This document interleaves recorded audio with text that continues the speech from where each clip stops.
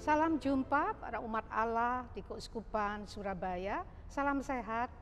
Kita sekarang berbahagia akan mendengarkan pesan dan cerita Bapak Uskup Surabaya dalam rangka peringatan 100 tahun gereja serta paroki Hati Kudus Yesus Katedral Surabaya. Monsinyur, selamat datang. Kami semua berbahagia dan sangat berbangga hati Bapak Monsinyur bisa hadir di tempat ini. Sama-sama. Bapak Ibu, kaum muda, serta anak-anakku semua yang dikasihi Tuhan, Gereja Hati Kudus Yesus Katedral Surabaya, maka jika kita menyebut gereja katedral, tak lepas dari sosok seorang uskup sebagai gembala utama. Katedral dalam hal ini merupakan gereja pusat tempat kedudukan resmi seorang uskup. Pada tanggal 21 Juli yang akan datang adalah peringatan 100 tahun peresmian gedung dan paroki Hati Kudus Yesus. Maka mari kita mendengarkan ulasan Monsinyur. Ya, Monsinyur, kira-kira ya Monsinyur, kenangan peristiwa atau pengalaman masa kecil Monsinyur bagaimana? Kami tahu semua dan kita tahu semua tentunya bahwa Monsinyur berasal dari Surabaya, putra asli Surabaya, begitu ya Monsinyur? Ya. Ya, baik Monsinyur. Ya, sehubungan dengan peringatan 100 tahun Gereja Katedral Hati Kudus Yesus ini, kita bicara mengenai bagaimana gereja pertama-tama adalah suatu komunitas, suatu umat, orang, keluarga, bukan gedung. Gedung adalah tempat di mana kita bisa berkumpul, bisa beribadah, berdoa, dan sebagainya.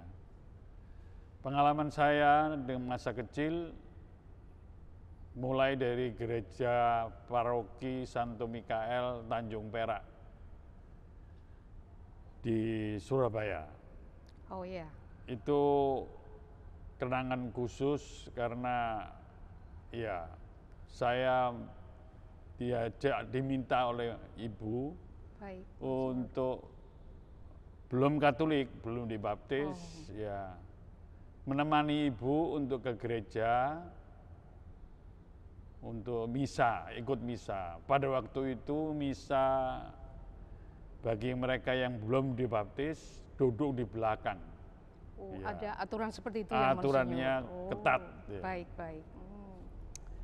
Nah, di situ mulai saya merasa bahwa ya ini tempat yang teduh dan penuh dengan kekhusyukan gitu loh, untuk mengalami kehadiran Tuhan dalam hidup kita.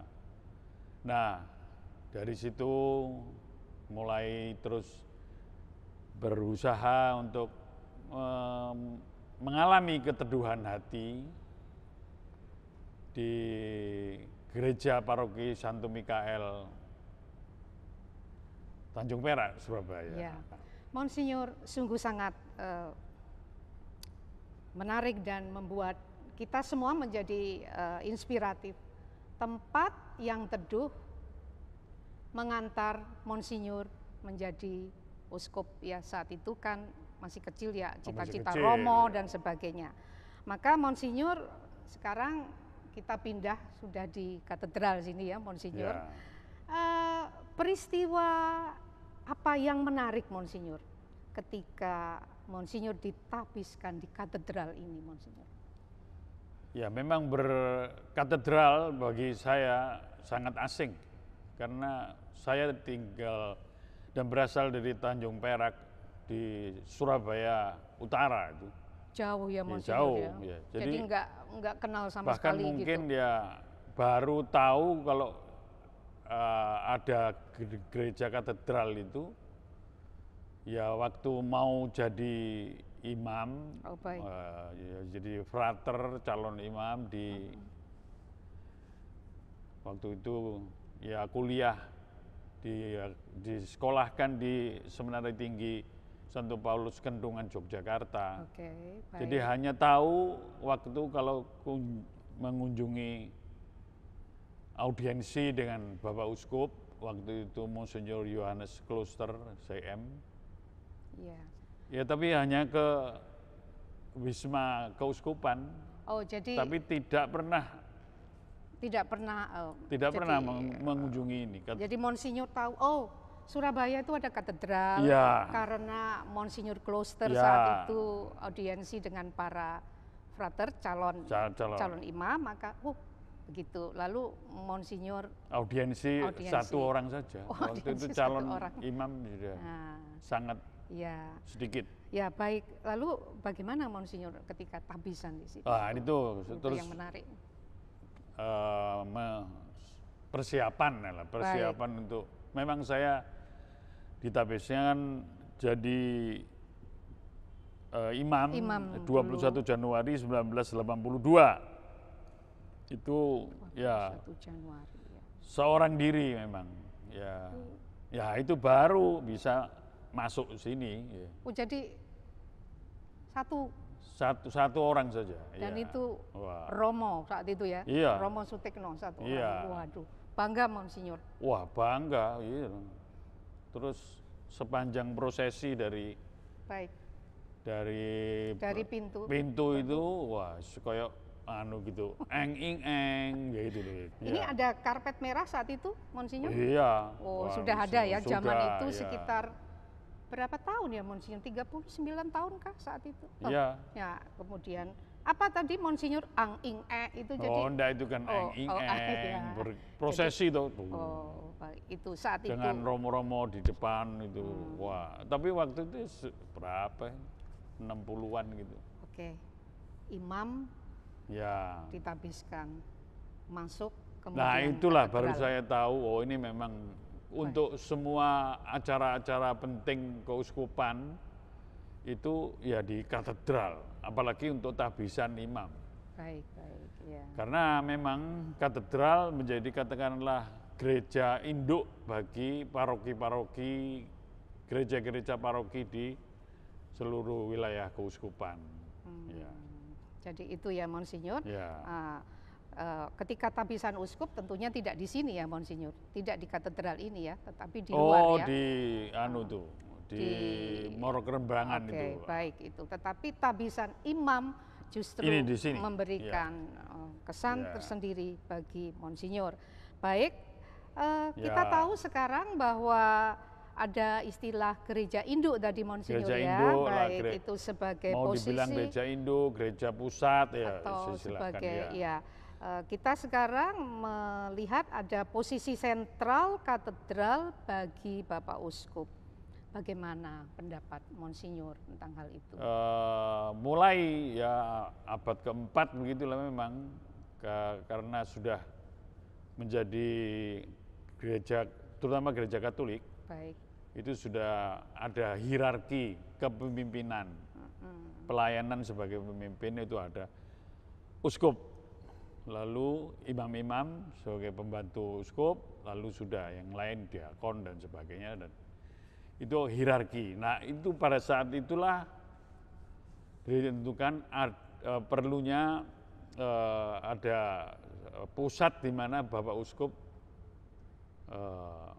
mengurus gereja. Baik, ya. Nah, katedral itu katedra, dari kata katedra sebenarnya aslinya bahasa Yunani. Katedra ya. Katedra itu adalah kursi ya. Katedra. Kursi uskup yang kalau saya tunjukkan di sana itu, ya. Itu kursi atau ya kerennya tahta begitulah ya. Wow. Kursi tahta. Kursi ya, sebetulnya kursi itu menunjukkan bahwa Bapak Uskup mengurus, mengembalakan dari kursi tahta dalam tanda petik. Wah. Kursi tahta. Ya.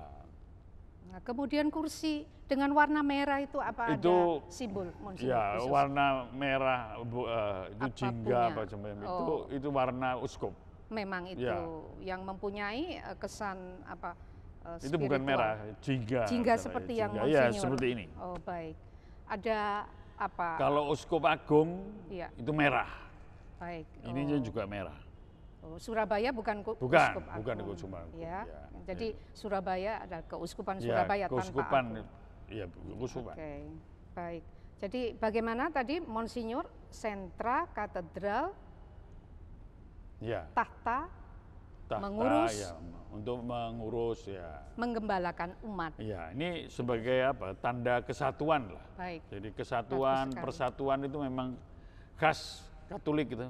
Kita percaya dalam kredo, aku percaya ke gereja yang satu, kudus, Katolik, dan apostolik. Nah, apostolik, rasul. Rasul itu penggantinya adalah para uskup. Para uskup. Baik. Wah, sangat menarik ya. Jadi kita sekarang belajar lebih mengenal, memahami. Jadi apa arti katedral dari kata katedra? Katedra. Ya. Nah, Monsinyur, sekarang kita menuju ke 100 tahun, Monsinyur. Wah, ini usia gemilang tentunya ya. Dari gereja ini. 100 tahun, baik secara building fisik, gedung, paroki, maupun umat. Iya, itu kan yang menjadi penting ya. Berkembang. Baik, ya. Berkembang paroki, gereja paroki, disebut paroki. Baik. Paroikeia itu bahasa Yunani juga, itu artinya tempat peristirahatan. Itu. Tempat peristirahatan, baik. Tempat berlabuh, tempat peristirahatan. Monsinyur, kami mohon pesan bagi seluruh umat di Keuskupan Surabaya, tentunya Monsinyur ya khususnya dalam peringatan 100 tahun ini. Apa Monsinyur? Saudara-saudara yang terkasih, inilah kesempatan bagi kita semua untuk bersyukur pada peringatan 100 tahun dari Gereja Katedral Hati Kudus Yesus Surabaya. Inilah kesempatan untuk mengagumi karya Tuhan. 100 tahun bukanlah sesuatu yang perlu dibanggakan, tapi inilah kesempatan untuk melihat bagaimana Tuhan yang menyelenggarakan segala sesuatu.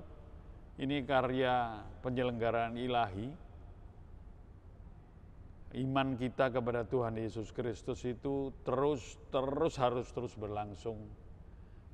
Dan kalau kita mengagumi karya Tuhan itu, kita ingat banyak orang, bukan saja romo-romo, tapi umat yang membuat gereja itu adalah kumpulan umat beriman yang terpanggil untuk beriman kepada Tuhan kita Yesus Kristus ini. Dan ini menyebar ke sekian dan memang sekaligus menekan saya pesan untuk ini kesatuan ini. Soal ini Katolik ini kekhasannya adalah kesatuan. Tidak akan terpecah-pecah. Ya, Katolik tidak ada Katolik Jawa, Katolik Ambon, Katolik Flores, tidak ada. Yang adalah gereja Katolik yang satu dan kudus, mengusahakan pengudusan diri. Katolik di mana ada roh yang sungguh menggerakkan kita semua, dan dengan pelayanan pengembalaan oleh apostolik, yaitu seorang pengganti rasul yang harus menjaga kebenaran, kelurusan ajaran iman sejak dari zaman para rasul. Nah, itu yang menjadi pesan saya, supaya tidak mudah orang lalu melihat bahwa semua sama saja toh, oke, enggak. Dan sekaligus menghargai iman dalam gereja Katolik. Bangga menjadi orang Katolik. Ya. Jadi gini, 100 tahun itu bukan karena 100 tahun ini sudah wah gitu ya maksudnya. Lalu gerejanya jadi bagus begitu. Lalu gedung parokinya sudah menjadi lebih modern, Ya. tetapi bukan itu sebenarnya Monsinyur, tetapi lebih kepada Tapi kesatuan, kesatuan dan sebagai umat Katolik tadi. kerekatan satu sama lain sebagai Keterakatan. umat itu ya. Iya. Ini kan keluarga yang penuh dengan dinamika untuk bersatu dan beriman kepada Tuhan kita Yesus Kristus. Baik, Dan ya. itulah yang menjadi alasan kita berkumpul. Pemirsa, umat Katolik di Keuskupan Surabaya, kita berbangga hati di sini dan kita bersyukur atas karya ilahi, Ya. rasa kagum ya Monsinyur ya terhadap apa yang kita miliki dan harus kita warisi begitu ya Monsinyur ya, Ya. sebagai umat Katolik yang semakin utuh rasa kesatuannya. Utuh rasa kesatuan, penting sekali Monsinyur, tidak ada Katolik yang kotak-kotak tadi, Ya, tidak ya. ada Katolik Jawa, Begitu. tidak ada Katolik Katolik Flores, Cina, ada tidak Flores. ada Tidak. Katolik ya, Ya. tetapi Katolik satu, Ya. Katolik utuh, Katolik Indonesia, gitu ya. Ya. Ada pesan-pesan lagi Monsinyur kira-kira untuk generasi muda dan Karena anak-anak Monsinyur? nama juga namanya Ya. juga Hati Kudus Yesus. Ya baik Monsinyur. Itu menarik memang dulu sebelum itu adalah romo-romo dari Yesuit yang punya devosi khusus kepada Hati Kudus Yesus. Dan termasuk Gereja Katedral Surabaya ini, Gereja Katolik Katedral Hati Kudus Yesus. Ya ada Nah, sejarahnya ya dulu ya. saya Monsinyur, kira ada ini Yesuit, menjadi ya. semacam pesan yang harus terus bahwa kita sungguh menghargai dan mengagumi bahwa kita ini sungguh di bawah kerahiman Tuhan. Hati Yesus yang lemah lembut bagi kita, meminta kita untuk menyerahkan diri, berpasrah kepada Dia yang lembut, hatinya lembut. Datanglah kepadaku kamu yang lelah dan berbeban berat ya. Iya. Kamu akan kuberi kelegaan. Iya. Selamat ulang tahun ke-100 Gereja Katedral Hati Kudus Yesus Surabaya. Puji Tuhan, haleluya.